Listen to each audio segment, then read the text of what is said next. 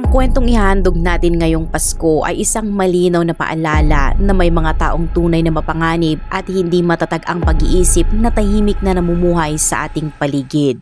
At bago tayo tuluyang pumasok sa salaysay na ito, kung ikaw ay isa sa mga nahuhumaling sa mga kakaiba, madidilim at misteryosong kwento na inihatid sa anyong pagsasalaysay, nasa tamang YouTube channel ka, kaya huwag kalimutang mag-like, mag-share at mag-subscribe at i-turn on na rin ang notification bell para manatiling updated sa mga susunod na kwento na aming inilalabas linggo-linggo.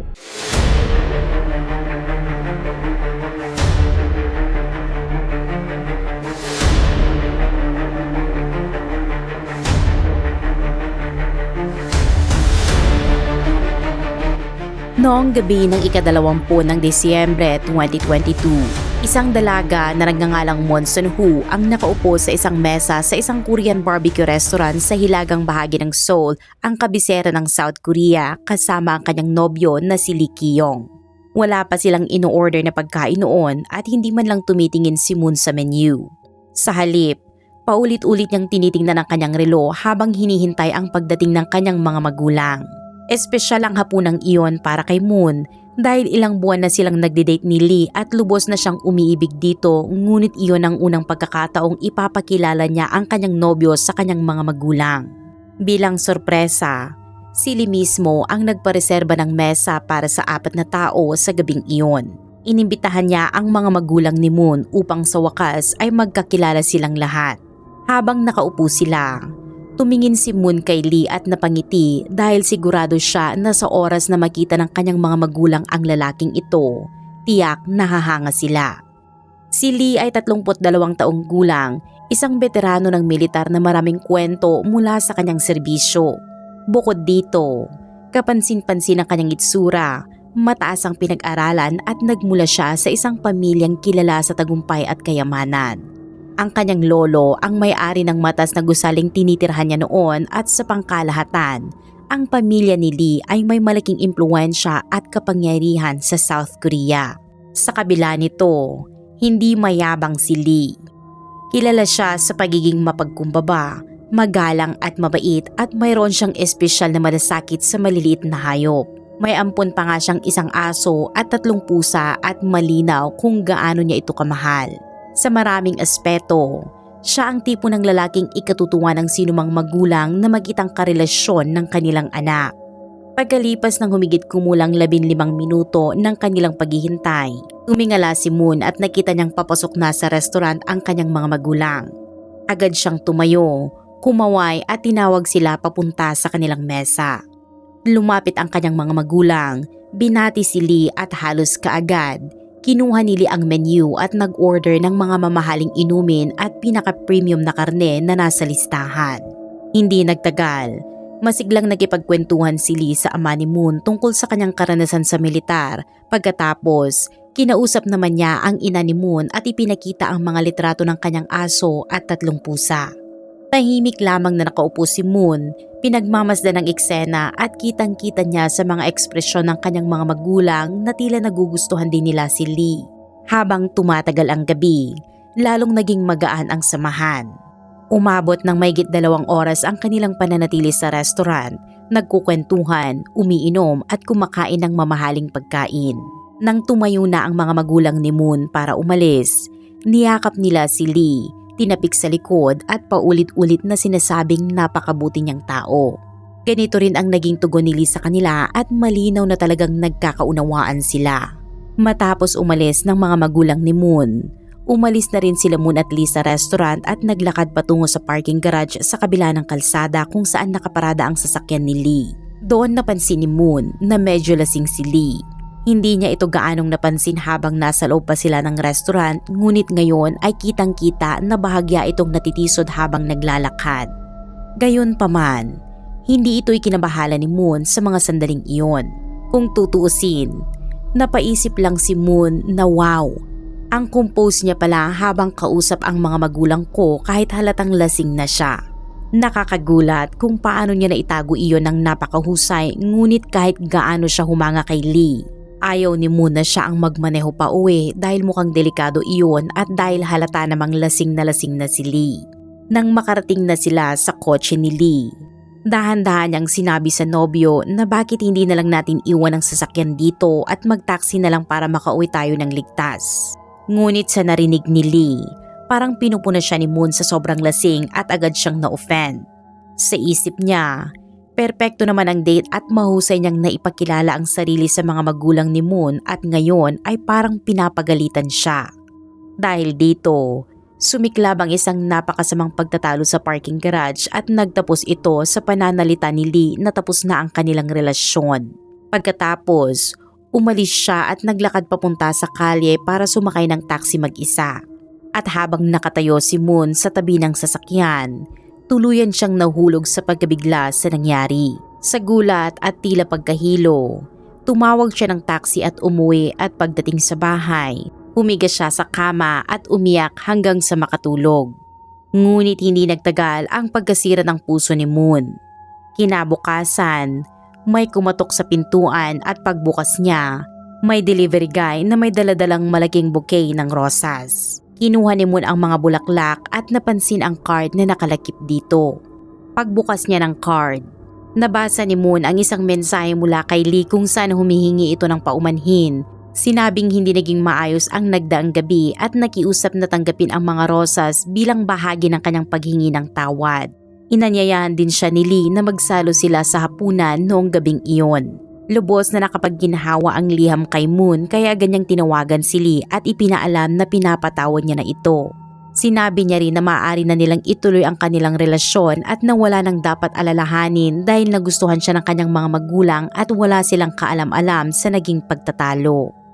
Sa pahayag na ito, si Lee naman ang labis na nakaramdam ng ginhawa dahil hindi niya alam kung gusto pa siya ni Moon ngunit muling nagkaayos sila at nagpatuloy bilang magkasintahan.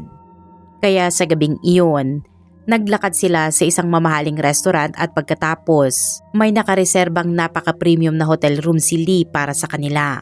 Ganito ang naging daloy ng kanilang relasyon sa mga sumunod na araw. Laging dinadala ni Lee si Moon sa shopping kung saan man niya gusto, kumakain sa mga pinakamahusay na restaurant at nananatili sa mga mamahaling hotel. Para kay Moon, malinaw na patuloy lamang si Lee sa pagbibigay ng mga regalo, papuri at kasiyahan upang itama ang nagdaang pagtatalo kahit na pinatawad na siya ni Moon.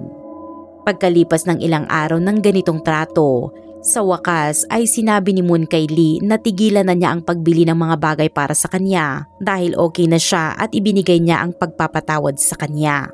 Idinagdag niya na lahat ay maayos na ngunit iginiit ni Lee na gusto niyang ipagpatuloy ang pagpapasaya kay Moon. Isa pa, panahon na ng Pasko at karapat-dapat lamang siyang mapaligaya sa panahong iyon. Sa bansa ng South Korea, medyo iba ang pagdiriwang ng Pasko kumpara sa Western countries katulad ng Amerika. Bagamat malaking holiday ito sa South Korea, mas nakatuon ito sa mga magkasintahan kaysa sa pamilya. Sa katunayan, karamihan sa mga magkasintahan sa South Korea ay lumalabas sa mga mamahaling date sa Pasko na parang Valentine's Day sa taglamig habang sa mga bansang kanluranin naman, ang Pasko ay family-centric at nakatuon sa paggising ng umaga para sa mga regalo mula kay Santa Claus. Sa bisperas ng Pasko, sinabi ni Lee kay Moon na may espesyal siyang handang hapunan para sa Pasko at tinanong kung maaari ba siyang pumunta sa apartment ni Lee sa umaga ng Pasko para pakainin ang kanyang aso at 3 pusa dahil abala si Lee sa paghahanda para sa malaking hapunan. At syempre, pumayag naman si Moon. Bandang 11:11 ng umaga sa mismong araw ng Pasko, bumaba si Moon sa elevator sa gusali ni Lee at naglakad patungo sa kanyang pinto habang hawak ang susi. Ngunit habang papalapit siya, naamoy niya ang isang napakalakas na bango na amoy rosas. Sandali siyang napaisip na tila may inihandang setup si Lee na hindi lang siya pinapunta roon para pakainin ang mga alaga, kundi dahil may malaking sorpresa itong inihanda marahil ay puno ng mga rosas ang buong apartment. At habang lalong lumalapit sa pinto, mas lalo siyang naging excited. Ngunit bago niya ipinasok ang susi at pumasok, naisip niyang tawagin muna si Lee dahil siguradong naroroon siya at alam niyang malapit na siyang mamangha sa sorpresa. Tinawag niya si Lee ngunit wala namang sumagot. Kumatok siya ng ilang ulit subalit wala pa ring sagot. Sa huli, Ginamit ni Moon ang susi, binuksan niya ang pinto, pumasok at inasahan na mamamangha siya sa anumang inihanda ni Lee, ngunit pagkakita niya sa loob ng apartment, hindi niya maunawaan kung ano ang kanyang nakikita. Wala si Lee kahit saan sa apartment, ngunit napuno ito ng mga rosas. Hindi ito mga bagong rosas at ilang araw na silang nakatayo at marami sa kanila ang natutuyot na at ang mga petals ay unti-unting nalalaglag. Ang tubig din sa mga vase ay marumi at matagal na. Sa bawat ibabaw sa apartment, mayroong mga vases ng rosas na tila napakaraming bulaklak na nagkalat kahit saan. Agad na nakaramdam si Moon ng kaba. Takot siyang pumasok sa madilim at bakanteng apartment na puno ng mga kakaibang bulaklak. Hindi na siya pumasok ng malayo sa loob ng bahay at muli niyang tinawag si Lee, umaasang baka naroon siya ngunit walang sumagot. Tumawag siya sa telepono ni Lee ngunit hindi rin ito sumagot. Sa puntong iyon, 3 pusa ni Lee ang umiikot sa paligid ng mga binti ni Moon na sabik na sa pagkain. Pansamantalang nakalimutan ni Moon ang kakaibang sitwasyon sa mga bulaklak at tumingin sa mga mangkok ng pusa na ubos na ang kanilang pagkain. Sinimulan niyang hanapin ang cat food ngunit hindi niya alam kung saan ito inilagay. Sinuri niya ang lahat ng cabinet sa kusina ngunit wala rin siyang natagpuan. Pagkalipas nito, naglakad siya sa hallway ng apartment at napansin ang isang payat na closet na parang imbakan ng mga gamit sa paglilinis. Sinubukan niyang buksan ito ngunit may laman sa loob na humadlang at naging mahirap itong abutin. Nakatingin siya sa madilim at maalikabok na apartment na puno ng natuyong rosas. Ramdam ang kaba ngunit naisip niyang kailangan niya lang pakainin ang mga pusa at pagkatapos ay aalis agad. Kaya hinawakan ni Moon ang door handle at buong lakas na hinila ito at sa wakas, nabuksan niya ang pinto. Sandali siyang tumitig sa loob ng closet, hindi maunawaan kung ano ang kanyang nakikita at saka siya sumigaw. Dito magsisimula ang matinding katotohanan. Halos lahat ng iniisip ni Moon tungkol kay Lee, ang kanyang nobyo, ay hindi totoo. 5 araw bago iyon, matapos ang masamang pagtatalo ni Moon at Lee sa parking garage pagkatapos ng hapunan kasama ang mga magulang ni Moon, ipinakita ni Lee na parang aalis siya para sumakay ng taxi at umuwi ng mag-isa, ngunit sa totoo, pagkatapos niyang umalis, naghintay siya hanggang sa makaalis si Moon at makatawag ng taxi. Pagkatapos, bumalik siya sa kanyang nakapark na sasakyan sa parking garage, pumasok, binuksan ang makina at nagsimulang magmaneho pauwi. Habang nagmamaneho, aksidente siyang sumalpok sa isang taxi driver. Wala namang nasaktan sa aksidente at parehong maayos pa rin ang mga sasakyan, ngunit may matinding problema si Lee sa pag-inom at pagmamaneho. Noong 2013, habang naglilingkod sa militar, nakulong siya sa military prison dahil sa drunk driving. Pagkatapos lumabas sa militar, naaresto rin siya ng 2 beses sa 2018 at 2019 dahil sa parehong kasalanan. Kaya kahit maliit na aksidente lamang iyon, ayaw ni Lee na i-report sa pulis dahil baka matuklasan nila ang kanyang mahabang kasaysayan sa pag-inom at pagmamaneho at mas malaki ang problema niya rito. Nakumbinsi niya ang taxi driver na bayaran na lang siya ng pribado para sa danyos, pero iginiit ng taxi driver na gusto niyang bayaran agad sa cash at hindi pwedeng ipagpaliban. Sinabi ni Lee na puntahan na lang nila ang apartment niya para doon magbayad, ngunit pagdating nila sa apartment, nagkaroon sila ng pagtatalo kung magkano talaga ang dapat bayaran. Sa isang iglap, sumabog ang galit ni Lee. Binugbog niya ang taxi driver hanggang mamatay at itinago ang kanyang katawan sa cleaning closet sa hallway ng apartment, at iyon ang nakita ni Moon nang buksan niya ang closet. Nakita niya ang bangkay ng taxi driver. Pagkatapos patayin ang taxi driver, ninakaw ni Lee ang mga credit card at cellphone nito. Ginamit niya ang credit card upang bayaran ang mamahaling dinner, hotel at mga regalo habang pinapasaya si Moon para sa Pasko. Ginamit din niya ang cellphone ng taxi driver upang magpadala ng mensahe sa pamilya nito at kumbinsihin silang buhay pa ito. Bukod pa rito, bumili si Lee ng napakaraming bouquet ng rosas at inilagay sa buong apartment upang tabunan ng amoy ng nabubulok na bangkay sa closet. Ngunit ang krimen na ito at ang kanyang problema sa pag-inom at pagmamaneho ay hindi lamang ang kanyang mga lihim. Ayon kay Lee, nagmula siya sa isang napakayaman at matagumpay na pamilya na may high-rise building sa South Korea, ngunit lahat ng iyon ay kasinungalingan. Wala talaga siyang yaman at humihiram lamang siya ng pera sa kanyang pamilya at kaibigan at niloko ang lahat sa pamamagitan ng pagpapanggap na mayaman at matagumpay siya. Nang magsimula ang investigasyon ng pulis sa pagpatay sa taxi driver, natuklasan nila na ang apartment ni Lee ay pag-aari pala ng kanyang dating nobya, isang bartender na nasa kanyang 50s at hindi talaga sa kanya, at ang 3 pusa at aso na labis niyang ipinagmamalaki at sinasabing minamahal niya ay hindi rin sa kanya.